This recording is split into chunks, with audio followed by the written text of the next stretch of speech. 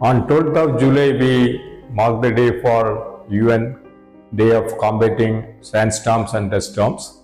Actually, sand and dust storms are natural process. It's a kind of a convective systems like thunderstorms which we see every day here.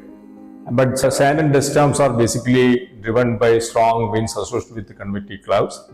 And the data shows this the frequency of sand and dust storms is increasing everywhere, the whole world. Especially India, especially northeastern parts of India, we see almost every year we see a increasing frequency of sand and dust storms. And we find that because sand and dust storms are natural processes, but we add to the frequency more by doing kind of intervention in the system. In terms of climate change, in terms of desertification, we change the properties of the land and also doing a lot of other human activities. And this climate change induced activities is increasing the frequency in sand and dust storms. It gives a lot of damage to the natural process in the sense that it creates more air pollution in major cities. It induces more health problems in people living in the major cities. And there are a lot of issues related to sand and dust storms.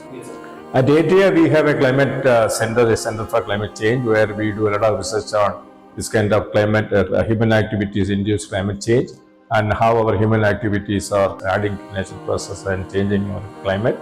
And we also do a lot of observations and model studies to understand how this human activity is inducing changes in different aspects of climate system like rainfall, temperature, and also including the sand and dust storms. And as I told in the beginning, that 25% of the frequency of sand and dust storms are caused by human activities.